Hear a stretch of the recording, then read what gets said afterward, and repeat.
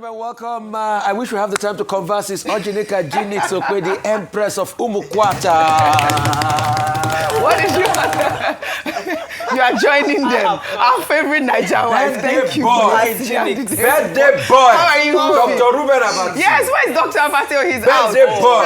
Oh, he's prepping. Yes, it's a big day, really. Thank you, Ayomide. I miss you, and thank you all for checking on me. Yes, I missed you the most. I know why. Don't worry. Big shoes to fill. Very big shoes to fill. Please don't do it again. Thank you, Bimbai. Well, all right. Well, good morning to you, viewers. Let's begin what's trending in the United States, where President Donald Trump has doubled down on his claims of a Christian genocide in Nigeria. Well, in a new video released by the White House media team on Wednesday, Trump reiterated his stance that Christianity is facing an existential threat and vowed to defend Christians in Nigeria. Let's take a look. Christianity is facing an existential threat in Nigeria. Thousands and thousands of Christians are being killed. Radical Islamists are responsible for this mass slaughter. I am hereby making Nigeria a country of particular concern. That's a legal definition. When the Christians or any such group is slaughtered, like is happening in Nigeria, 3,100 versus 4,476 worldwide. What horrible numbers. Something has to be done. I am asking Congressman Riley Moore, together with Chairman Tom Cole and the House Appropriations Committee, to immediately look into this matter and to report back to me. And I mean, like, immediately. We're going to do things to Nigeria that Nigeria is not going to be happy about and may very well go into that now disgraced country, guns a-blazing, to completely wipe out the Islamic terrorists who are committing these horrible, horrible atrocities. I'm hereby instructing our Department of War to prepare for possible action. If we attack, it will be fast, vicious, and sweet, just like the terrorist thugs attack our cherished Christians. The United States cannot stand by while such atrocities are happening in Nigeria and numerous other countries. It's not only Nigeria, it's all over. We stand ready, willing, and able to save our great Christian population around the world. This is not going to happen. The killing of Christians is not going to happen. Well, this latest statement by Trump suggests that his administration remains unconvinced by Nigerian rebuttals and may proceed with threatened sanctions or even military actions. Well, Ted Cruz has been talking, and I'll read his post on X yesterday. It reads, Joe Biden turned a blind eye while radical Islamic terrorists slaughtered Christians in Nigeria. I am very grateful to President Trump for designating it a country of particular concern. Now, we should take the next step and hold Nigerian officials accountable. I intend to be very explicit about who they are in the coming days and weeks. Meanwhile, the federal government of Nigeria, during a press conference in Abuja on Wednesday, accused foreign lobbyists of fueling the narrative of a Christian genocide in Nigeria. The Minister of Information and National Orientation, Mohammed Idris, stated that government findings point to a network of external actors, particularly in the United States, deliberately promoting divisive and misleading portrayals of Nigeria's security challenges. Idris emphasized that while the administration recognizes insecurity has affected many communities, there is no evidence supporting claims of systematic targeting of any religious groups. Let's take a look. We can say that, for example, Nigerian government has been able to have a correlation between some of these lobbyists operating especially in the United States of America and the activities here. We have seen, and it's matter of public record. If you go to the records of the United States, there is what is called the Foreign Agents Registration Act. It is clear there. You have seen that some of the influencers of these criminal activities have direct relationship with lobbyists in the US who have direct relationship with some of the people who are shouting about this issue outside this country. Well, guys, this federal government's allegation of foreign lobbying adds, another dimension to the genocide debate. He's suggesting that, external interests may be manipulating Nigeria's internal security narrative for undisclosed purposes.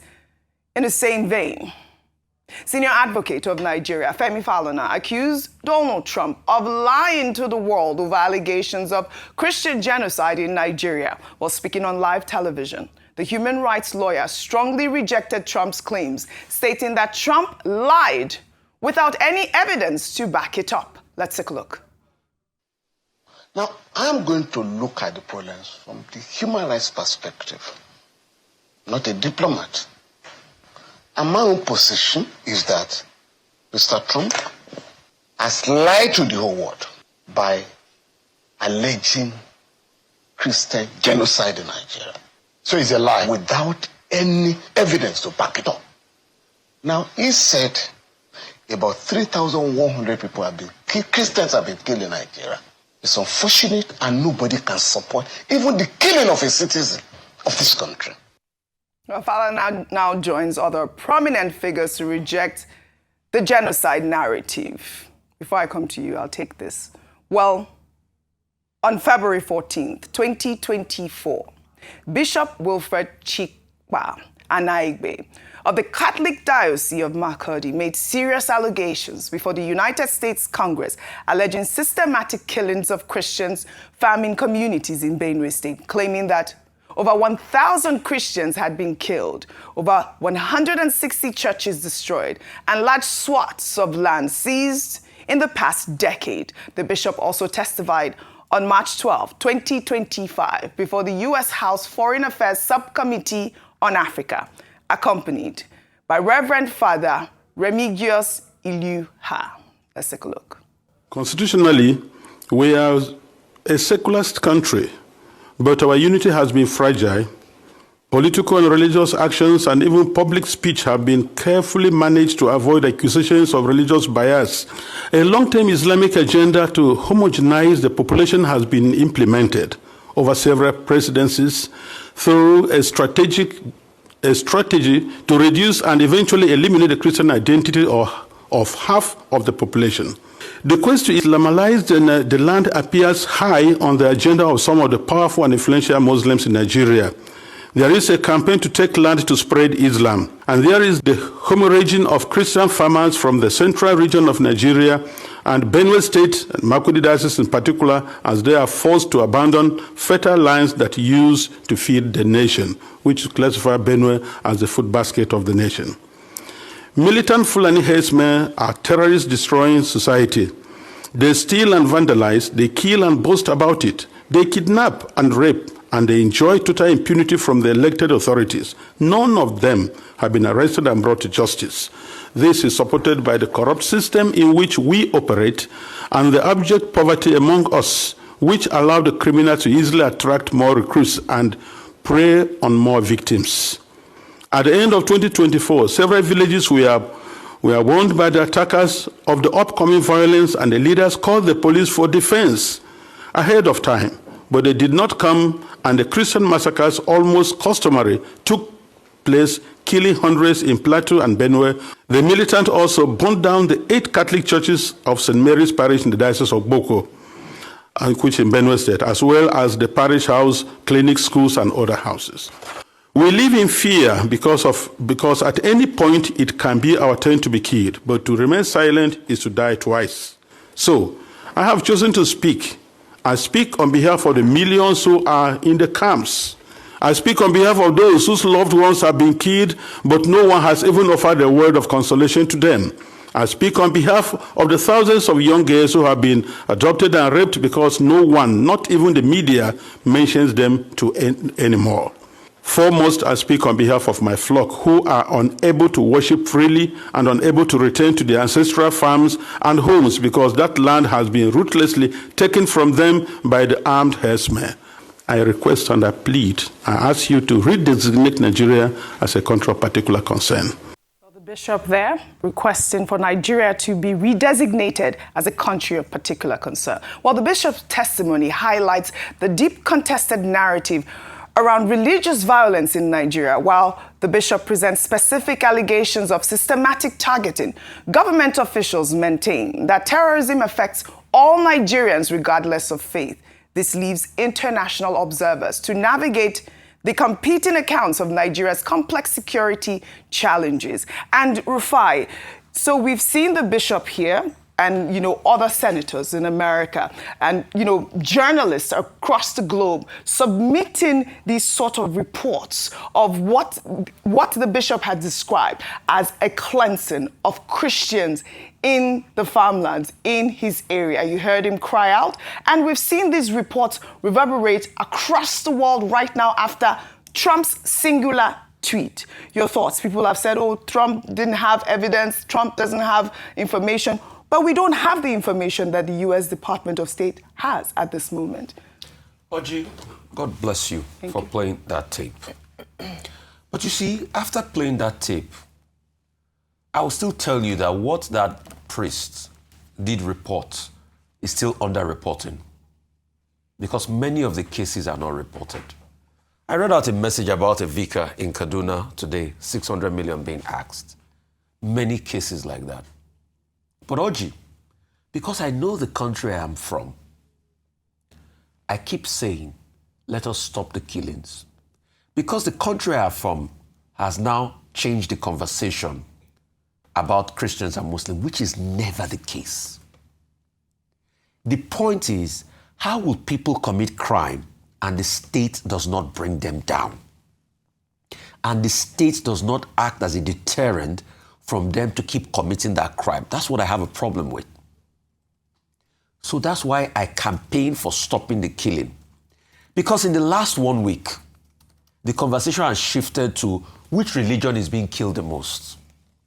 And please, we should never fall into that confusion, because it's that kind of confusion the political actors want.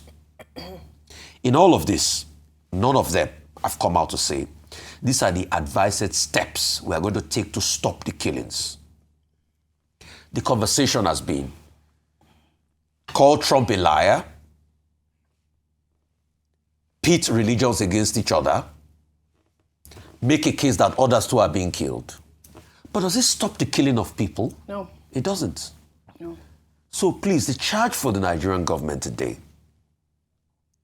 and the charge for everybody, Christians and Muslims and Shakmono worshippers and Ifa worshippers, we should all be united. We are all Nigerians. All right.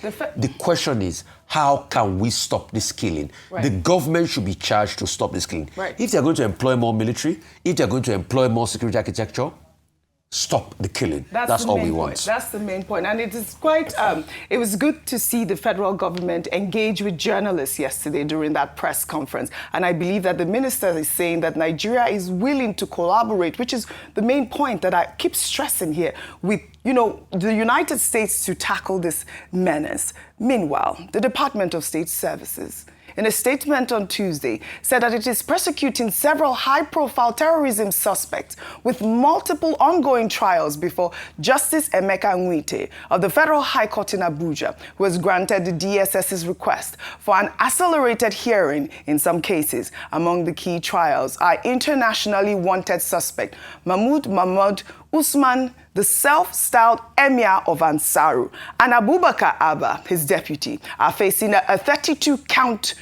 terrorism charge, with Usman already sentenced to 15 years for an illegal mining count after pleading guilty, while Abba remains a not guilty plea. Their trial is set to continue on November 19th. The secret police also highlighted the trial of Khalid al-Barwani and 4 others accused of masterminding the 2011 UN complex bombing, a case previously delayed by procedural issues. Additionally, 5 suspects involved in the June 2022 Orwa Catholic Church attack, in which over 40 people died, are standing trial on a 9-count charge and were denied bail by Justice Nwite due to the capital nature of the alleged offenses and strong evidence of their membership in the Al-Shabaab terrorist group. Lastly, the DSS stated that it filed 6 separate terrorism-related charges against 9 suspects, including 2 at large connected to the June 2025 Yelwata massacre in Benue State, while 2 others are being tried for alleged reprisal attacks. And I'll take a statement from the DSS chief. He wrote, "The various arrests and trials of terrorism suspects show that Nigeria's security agencies have been diligent in dealing with the perpetrators of terror in the country. The men we are prosecuting are separate from hundreds of suspects under the military's protective custody, whose cases are being handled by the Office of the Attorney General of the Federation. In July last year, 125 of the terrorists were convicted. We shall continue to make the suspects accountable for disrupting the peace of our country in consonance with the rule of law."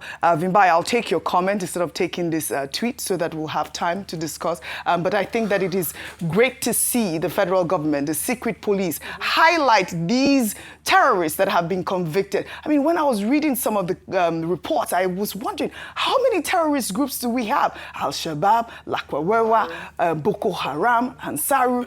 All of these are the menace, the insecurity that we're dealing with in Nigeria. Well, kudos to the DSS. Absolutely. And we shan't glorify them by, giving them, these names and honoring them by calling out their names, because they're wicked and evil people. However, I think it's important for us to congratulate and to commend the DSS, because we've seen that this particular administration of the DSS have been very consistent with regards to prosecution. And this is what we've been crying for. This is what we've been clamoring for, is that we hear that, some people have been caught, they've been arrested, and then we never hear the finality of it. We never see the convictions. We want to see more images of this, like this, where there are convictions and we know that, okay, this is the sentencing and so forth. And also we want to see a lot more consistency with regards to how we handle these cases of terrorism and banditry. Because, in the past we've had conflicting narratives around how we handle terrorists. Oh, are they supposed to be, reintroduced, repent and reintroduced into society? Are they supposed... So no more kid gloves.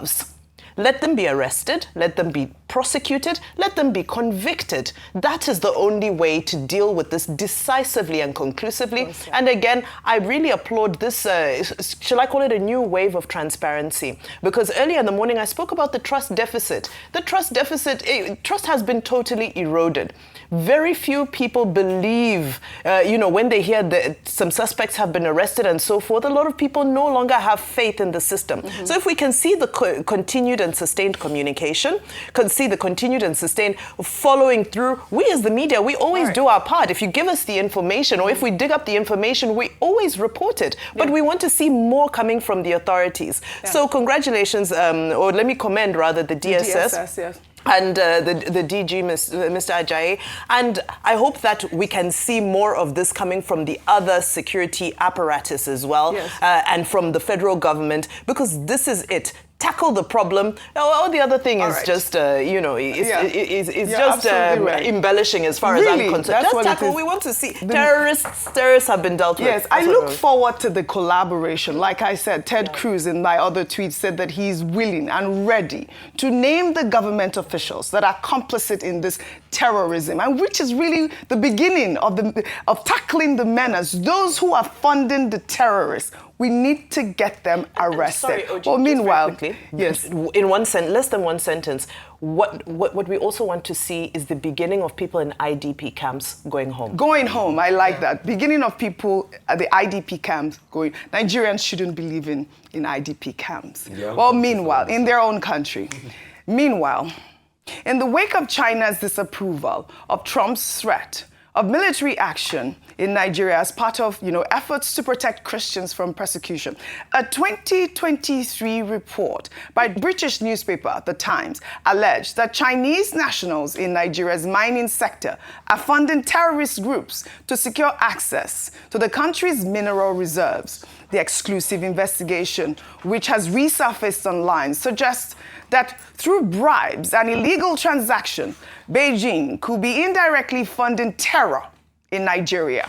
Well, according to research from SBM Intelligence, a Lagos-based analytical group, Chinese companies operating in conflict zones have been striking security deals with insurgents. The report revealed videos of militant leaders boasting that Chinese workers must pay them rent to operate in their territories, particularly in Zamfara and other northwestern states. Some Chinese nationals working informally as miners serve as runners for militant groups and control gold mining operations across remote areas. The report noted that Chinese contractors often smuggle minerals out illegally, with several arrests recorded, including 27 miners in Osun State in 2020 and a Chinese citizen jailed for 5 years in October for processing 25 tons of lithium-containing minerals. Well, this investigative report adds another complex international dimension to Nigeria's security crisis.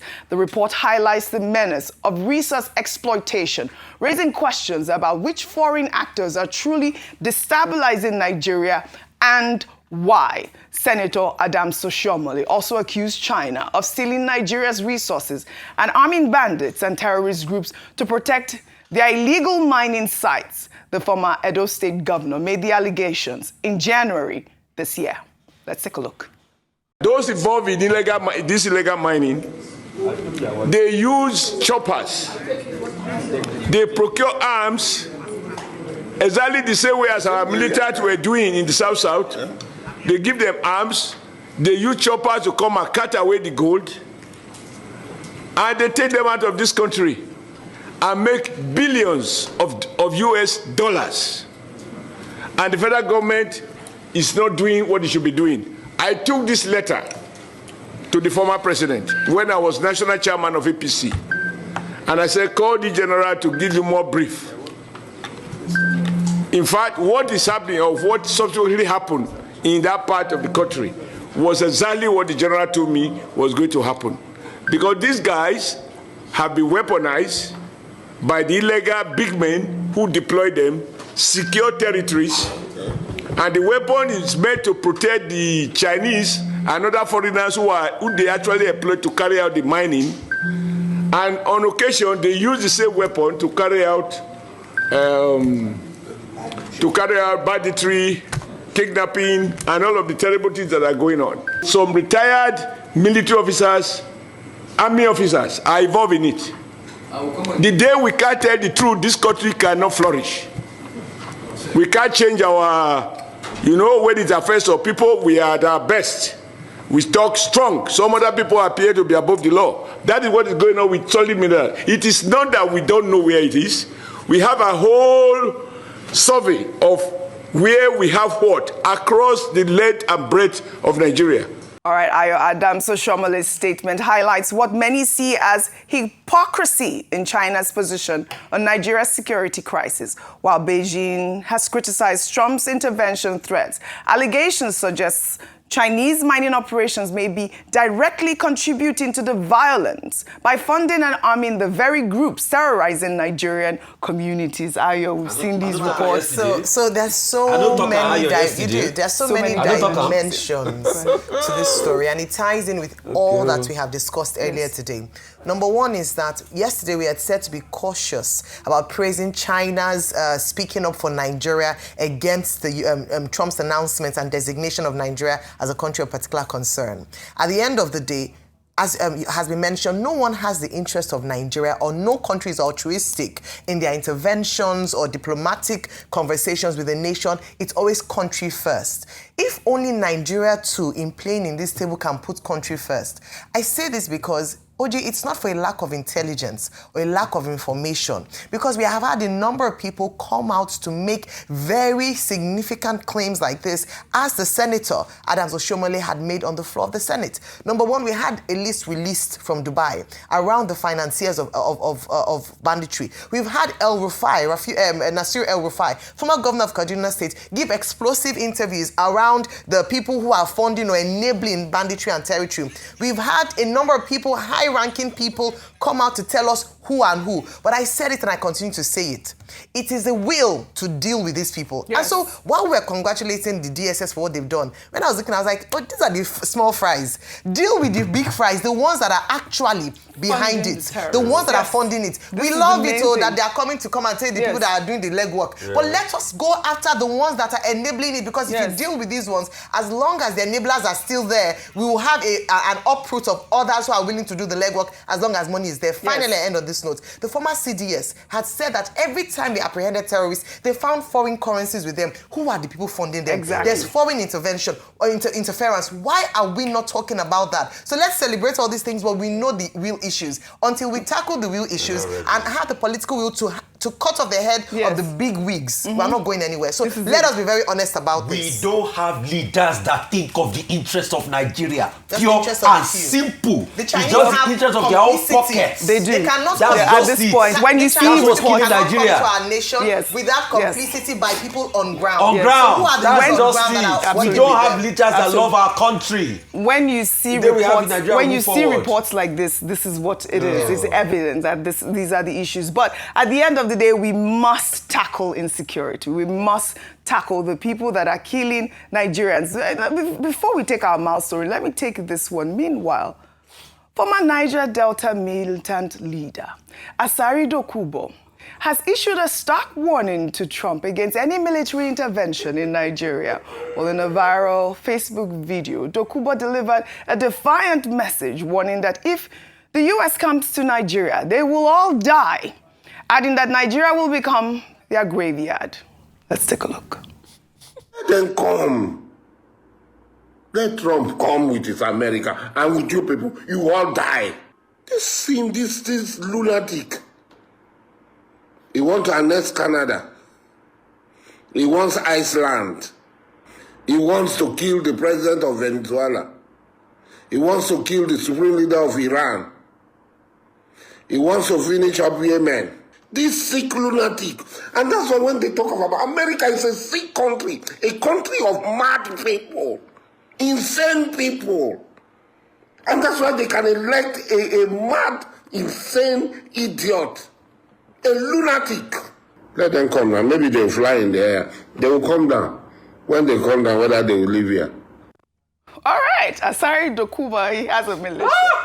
Asari. He's threatening the most powerful man in the world with his and he has not been able to stamp his foot on insecurity. Yes. And he's cashing trips. Yes. We think it's a joking matter. It's not a joke. It's comedy. Yes. You know my reaction to what Tell is us. 70-year-old man. Who's that? He's 70? Is he 70? Is Asari 70?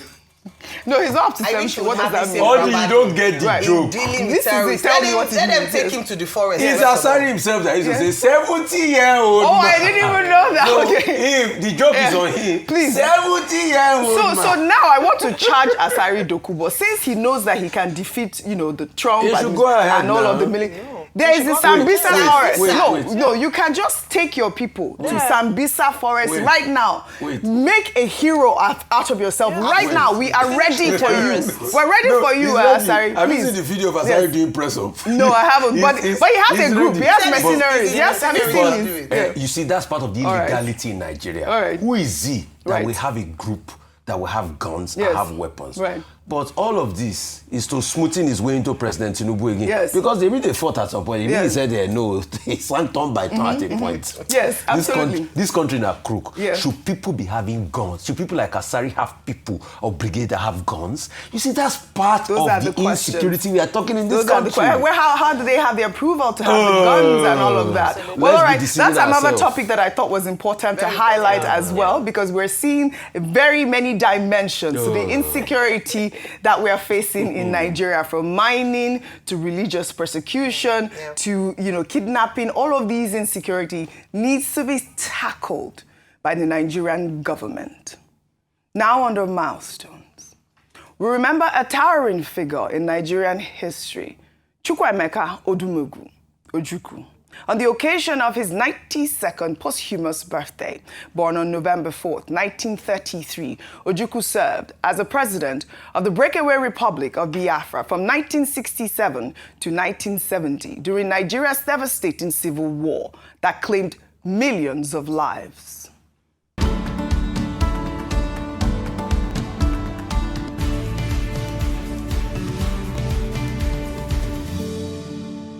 As military governor of the then Eastern region, Ojukwu declared the independent Republic of Biafra on May 30th, 1967, following widespread killings of Igbos in northern Nigeria. He commanded the Biafran forces throughout the Nigerian Civil War against federal government troops. Following Biafra's defeat in January 1970, Ojukwu fled to Côte d'Ivoire, where he lived in exile for 13 years before receiving a presidential pardon from President Shehu Shagari in 1982. Upon his return to Nigeria, he transitioned into politics, contesting the 2003 presidential election and contesting as a senator representing Anambra State. Ojukwu died on November 26, 2011 in London at the age of 78. Before his death, he granted a series of interviews reflecting on the devastating effects of the Civil War. The war was not Ojukwu's war. I happened on the Igbo situation at the time of the conflict. I did my duty to the best of my ability, and I am glad that Nigerians generally recognize this fact. One man could not have held the entire Nigeria and her allies for 3 years. The Igbo people felt threatened. So a lot of people will say, but you were leading the first one. Yes, I led the first one. And I will say to everyone, I led proudly the first one. I don't think a second one is necessary. We should have learned from that first one. Otherwise, the dead would have been to no avail. It would all have been in vain. Happy birthday, Ojukwu. There he says he does not think another war is necessary. Former governor of Anambra State, Peter Obi, captured the essence of Ojukwu's legacy in a post on X. He wrote, Ojukwu was more than a figure in our history. He embodied courage, intellect, dignity, and firm conviction. His life reminds us that leadership is not merely a position. It is a calling, a burden, and at times a test of one's deepest values.